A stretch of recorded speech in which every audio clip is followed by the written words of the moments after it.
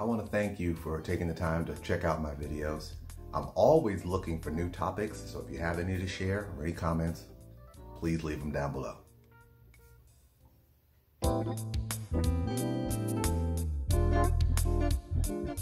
We're going to talk about skills versus college degrees, but today, part one is going to talk about skills.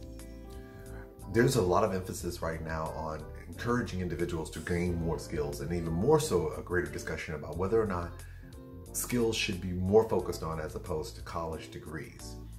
Now, if you're thinking about focusing on skills, let's talk about skills from this standpoint. First, if you don't know what type of skills you should try to acquire, try a variety of different things, because you may find that you may have an affinity for certain things, whether it be cooking, whether it be carpentry, whether it be plumbing. It could be something that you had no idea. So if there's programs that are available, whether it be community colleges or trade schools that give you the opportunity to try things, give it a shot. You have nothing to lose. Why is that important? Because you don't know what you may be able to do, that you may have the skill set for, because you've never explored it. So take the opportunity, use this as a time to try certain things. If this works, great. If it doesn't, you try something different. Other thing you might want to look at is find out what is the demand. Meaning, some people are like, I don't understand what that means. Okay, when you hear the thing called supply and demand, what you're asking, ultimately what you're saying is there a huge need for a particular thing? So for instance, if you're in an area where there is a growing demand for a hot dog stand, that means, you know, the one person who owns a hot dog stand has so much business because there's a huge demand, because a lot of people want hot dogs. So that's an opportunity for you to create a separate hot dog stand to take an opportunity to meet that supply that's out there. Same thing with skill sets. You can contact the SBA or your local colleges and so forth. Hell, just go online and you can see what is the demand for particular type of skills that are needed in your particular area. So this way you can say, okay, well, I'm going to start channeling my energy towards acquiring those skills. But be smart. See if there's a way that you can follow that demand.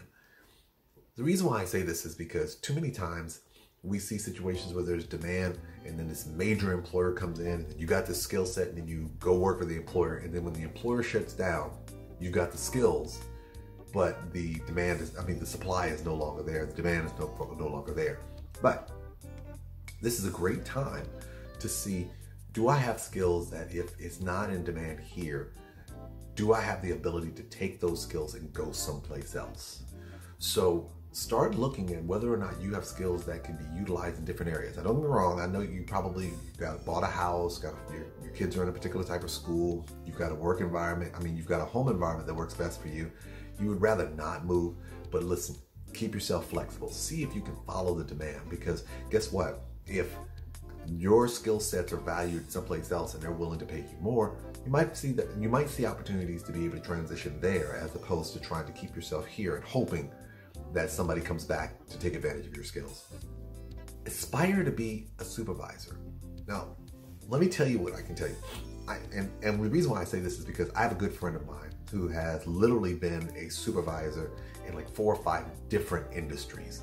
Because the reality is that new skills and new job processes can be trained, but supervisory skills tend to apply across the masses.